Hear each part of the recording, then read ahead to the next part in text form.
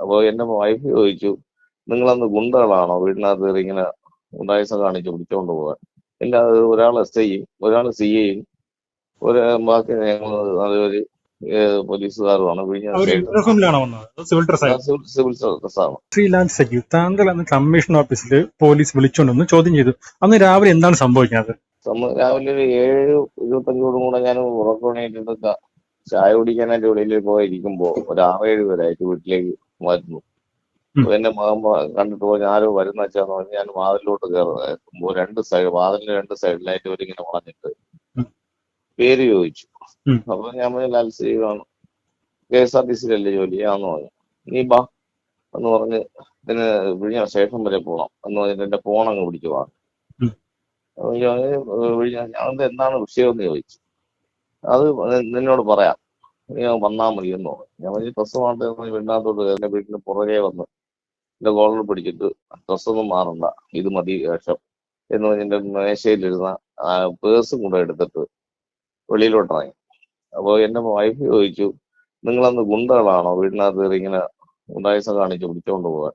ഇല്ല, അത് ഒരാൾ SI-യും ഒരാൾ CA-യും ഒരു ബാക്കി ഞങ്ങൾ നല്ലൊരു പോലീസുകാരുമാണ്. വിഴിഞ്ഞ അവർ സ്റ്റേഷൻ യൂണിഫോമിലാണോ വന്നത്? അതോ സിവിൽ ഡ്രസ് ആയിരുന്നു? സിവിൽ സർവീസാണ്. പിന്നെ ഞാൻ അറിയാൻ കഴിഞ്ഞത് തലേ ദിവസമേ ഇവിടെ ഈ ഭാഗത്തൊക്കെ എൻക്വയറി നടത്തിയിട്ട് രാത്രിയെ ഇവിടെ ടെന്റടിച്ച് കിടക്കുകയായിരുന്നു. ഞാൻ വെളിയിൽ ചായ കുടിക്കാൻ പോകുമ്പോൾ റോഡിൽ വെച്ച് അറസ്റ്റ് ചെയ്ത് കൊണ്ടുപോകാനായിരുന്നു പ്ലാൻ. എന്നിട്ട് വിഴിഞ്ഞത്തോട്ട് കൊണ്ടുപോകാന്ന് പറഞ്ഞ് റോഡിൽ എന്റെ വീട് ശാല ഉള്ളിലാണ്. അപ്പൊ റോഡിലെത്തിയപ്പോൾ ഒരു കാറ് മാത്രമേ ഇവിടെ ഉള്ളൂ. കാറിൽ കയറാൻ പറഞ്ഞപ്പോൾ ഞാൻ കയറിയില്ല. ഒരു 2 മിനിറ്റ് കഴിഞ്ഞപ്പോൾ ജീപ്പ് വന്നു. ജീപ്പിൽ കയറ്റി വിഴിഞ്ഞത്ത് പോയി. വിഴിഞ്ഞത്ത് പോയില്ല. ബൈപ്പാസിന്റെ അവിടെ തിരിഞ്ഞ് ബൈപ്പാസ് റോഡിൽ കയറി ഞങ്ങളുടെ സാർ എന്താണ് വിഷയം, എങ്ങോട്ടാണ് കൊണ്ടുപോകുന്നത്? അതെല്ലാം പറയും, സാറ് പറയും. അവിടെ ചെന്നിട്ട് ചോദിക്കും, നടന്ന സംഭവം കൂടെ പറഞ്ഞാൽ മതി. എന്നിട്ട് ഒന്ന് മനസ്സിലാവുന്നത് നേരെ കമ്മീഷൻ ഓഫീസിൽ കൊണ്ടുപോയി അവിടെ ഇരുത്തിയിരുന്നു. ഒരു 10 മണിയോടും കൂടെ CA അദ്ദേഹം വന്നു. ഈ വന്ന 4 പേരും CA അദ്ദേഹം കൂടെ വന്ന് 7ഓളം പേരുണ്ടായിരുന്നു. പക്ഷെ ആ മുറിക്കകത്ത് 4 പേര് വന്നിട്ട് 5 പേരായിട്ട് വളഞ്ഞിരുന്നിട്ട് ഓരോ ക്വസ്റ്റ്യൻ, നീ എന്തിനെടുപ്പിച്ചു, ആർക്ക് വേണ്ടിയാണ് എടുപ്പിച്ചത്, സത്യം പറഞ്ഞാൽ നീ പെൻഷൻ മേടിക്കും അല്ലെങ്കിൽ വാങ്ങത്തില്ല എന്ന് പറഞ്ഞു. ഒരു ബാച്ച് കുറെ ഹറാസ് ചെയ്യണ ക്വസ്റ്റ്യൻ ചോദിച്ചു, വെളിയിലിറങ്ങി. അടുത്ത ബാച്ച് വരുന്നു. എല്ലാം ഇതേ സ്റ്റൈലിലുള്ള ക്വസ്റ്റ്യൻസ് ആണ്.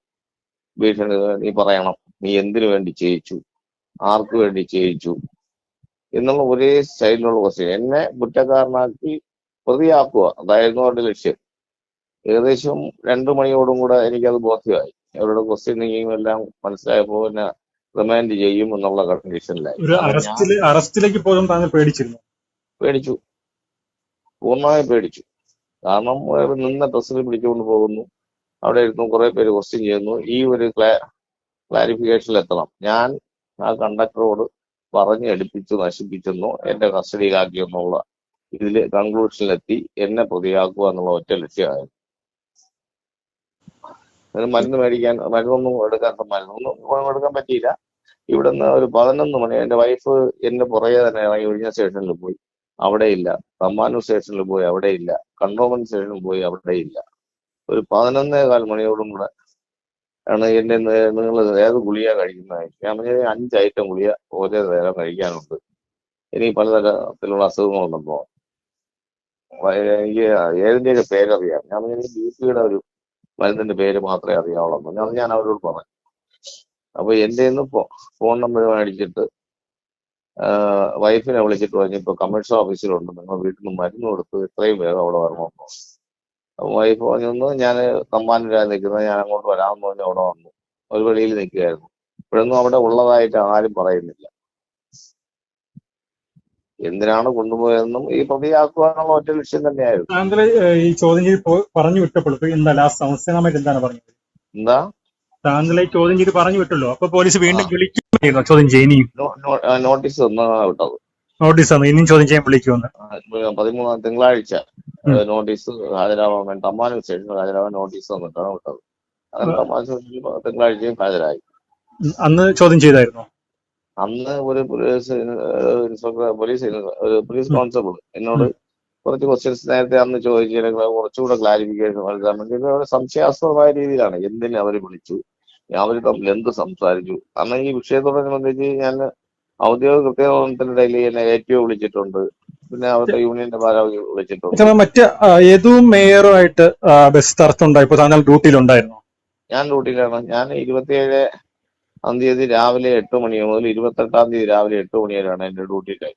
അന്ന് രാത്രി ഈ സംഭവം നടത്തുമ്പോൾ താങ്കൾ തമ്പാനൂർ ബസ് സ്റ്റാൻഡിൽ ഉണ്ടായിരുന്നു? ബസ് സ്റ്റാൻഡിന് ഓക്കെ, ശേഷം ബസ് ഡ്യൂട്ടിയിലുണ്ടായിരുന്നു. ഡ്യൂട്ടിയിലുണ്ട്. അന്ന് എന്താണ് സംഭവിച്ചതെന്ന് പറയാമോ? അന്ന് ഏകദേശം ഒരു 10:15 മണിയോടും കൂടെ ഈ ചീഫ് ഓഫീസിലെ കൺട്രോൾ റൂമെന്ന് എന്റെ പേഴ്സണൽ ഫോൺ നമ്പർ അവിടെ ഡ്യൂട്ടിയിലുള്ളവരുടെ കൺട്രോൾ റൂമിൽ കൊടുത്തേക്കും. ആ നമ്പറിൽ എന്നെ വിളിച്ചിട്ട് ഇത് കൺട്രോൾ റൂമിൽ നിന്നാണ്, അവിടെ ഡ്യൂട്ടിയിലുള്ള ഇൻസ്പെക്ടറെ എത്രയും വേഗം സാഫല്യം കോംപ്ലക്സിന്റെ അവിടെ എത്തിക്കണം, മിനിസ്റ്റർ ഓഫീസിൽ നിന്ന് വിളിച്ച ഒരു പരാതിയാണ്, അവ എത്രയും വേഗം എത്തിക്കുക എന്ന് മാത്രമേ പറഞ്ഞു. ഈ മിനിസ്റ്റർ ഓഫീസ് എന്ന് പറയുന്നത് CM ആണോ അതോ KB ജനേഷ് കുമാറിന്റെ ഓഫീസ്? അതറിയില്ല, അത് എന്താണ് മിനിസ്റ്റർ ഓഫീസിൽ നിന്ന് മാത്രമേ പറഞ്ഞുള്ളൂ. അത്രയും സീരിയസ് ആയ വിഷയമാണ് സാഫല്യം കോംപ്ലക്സ് എത്തിക്കണം. അപ്പോൾ അവിടെ ഡ്യൂട്ടിയിലുണ്ടായിരുന്ന വേറൊരു സ്റ്റേഷൻ മാസ്റ്റർ ബൈക്കില് അവിടെ ഇൻസ്പെക്ടർ പോസ്റ്റില് എന്റെ ഹയർ ഡിവിഷൻ ഓഫീസറായിട്ട് ഒരു സണ്ണി എന്ന് പറഞ്ഞ സാറാണ് ഉണ്ടായത്. അദ്ദേഹത്തിനെ അങ്ങോട്ട് അയച്ചു. ഇദ്ദേഹം ബൈക്കിൽ പോകുന്നതിന് പുറകെ ATO എന്നെ വിളിക്കുന്നു. ലാൽ സിനിമയുടെ എന്താ വിഷയം? ഞാൻ അറിയില്ല സാർ, ഇങ്ങനെ കൺട്രോൾ റൂമിൽ ഇങ്ങനെ വിളിച്ചു പറഞ്ഞു സണ്ണി സാർ അങ്ങോട്ട് പോയിരുന്നു, അത് മേയറുമായിട്ട് എന്തോ ഒരു വിഷയമാണ്, ഭയങ്കര എന്തോ പ്രശ്നമുണ്ടായി, അതിനാണ് എന്തായാലും പോയിട്ട് വരട്ടെ, ബാക്കിയൊക്കെ പിന്നെ ആലോചിക്കാന്ന് പറഞ്ഞ് സാറ് കട്ട് ചെയ്തു. അത് കട്ട് ചെയ്തതിന് പുറകെ CITയുടെ സംസ്ഥാന സെക്രട്ടറി എന്റെ അതേ പൊസിഷനിൽ അവിടെ ജോലി ചെയ്യുന്ന സ്റ്റേഷൻ മാസ്റ്റർ ഉണ്ട്, അദ്ദേഹം വിളിച്ചിട്ട് എന്താണ് വിഷയം എന്ന് ചോദിച്ചു. അപ്പൊ ഞാനൊന്നും പറഞ്ഞില്ല, കൺട്രോൾ അത് മേയറുമായിട്ട് എന്തോ വിഷയമാണ്, ആ ഡ്രൈവർ എടി പൊടി എന്നതൊക്കെ വിളിച്ചു, ആ ഒരു വിഷയമായിട്ട് ബന്ധപ്പെട്ടാണ് എന്ന് പറഞ്ഞു. എത്രയും പറഞ്ഞാൽ അത് വെച്ചു. അത് കഴിഞ്ഞിട്ട് കണ്ടക്ടർ കോണ്ടാക്ട് ചെയ്യുന്നു. എന്താണ് സംഭവം എന്ന് പറയുന്നത് അന്വേഷിക്കുന്നു. തിരിച്ച് വണ്ടിയുടെ പൊസിഷൻ അന്വേഷിക്കുന്നു, മറ്റുള്ള കാര്യങ്ങളൊക്കെ അന്വേഷിക്കും. എന്റെ ഡ്യൂട്ടിയുടെ ഭാഗമായിട്ട് ഞാൻ വിളിച്ച് കോണ്ടാക്ട് ചെയ്തിട്ടുണ്ട്. ആ കോണ്ടാക്ട് വെച്ചിട്ടാണ് ഇവരെന്നെ പിടിച്ചു എന്ന് തോന്നുന്നത്. മെമ്മറി കാർഡ് താങ്കൾ മാറ്റിയതും താങ്കൾ കുറ്റം സമ്മതിക്കാൻ വേണ്ടി പോലീസ് താങ്കളെ മാനസികമായി പീഡിപ്പിച്ചു എന്നാണ് സത്യം? സത്യം അത് തന്നെയാണ്. ഒരുപാട് എന്റെ ഉത്തരവാദിത്തത്തിൽ വരുന്ന ഒരു വിഷയമല്ല അത്. കാരണം ബസ് പോലീസ് കസ്റ്റഡിയിലായിരുന്നു. പോലീസിന്റെ കസ്റ്റഡിയിൽ ഉണ്ടായിരുന്ന ബസ്സിനെ ആ പോയ ഇൻസ്പെക്ടറാണ് റിലീസ് ചെയ്ത് കൊണ്ടുവരുന്നത്. ആ ഇൻസ്പെക്ടറാണ് എല്ലാം വെരിഫൈ ചെയ്ത് കൊണ്ടുവരുന്നത്. ഈ സംഭവത്തിന് ശേഷം താങ്കൾ ബസ് കണ്ടിട്ടില്ല? ഇല്ല, അന്നും കണ്ടില്ല, അതിന് മുന്നേ ശ്രദ്ധിച്ചിട്ടില്ല. അതിനുശേഷം ബസ് വരുന്നത് ഞങ്ങൾ കാണില്ല, വന്ന സമയം വയ്ക്കുന്നു, പോകുന്നു, തിരിച്ച് ആ വണ്ടി പിന്നെ സർവീസ് കൊടുത്തു പോയി. യഥാർത്ഥത്തിൽ സിം കാർഡിന്റെ വിഷയമൊക്കെ പിറ്റേന്ന് ഏതോ ഇങ്ങനെ ചാനൽ ചർച്ചയിൽ TV ചർച്ചയിൽ പറയുമ്പോഴാണ് ഈ അഭിമുഖത്ത് ഇങ്ങനെ ഒരു സംഭവം ഉണ്ടെന്നും ആ വിഷയങ്ങൾ വെളിയിലാവുന്നതും നമ്മൾ അറിയുന്നത്.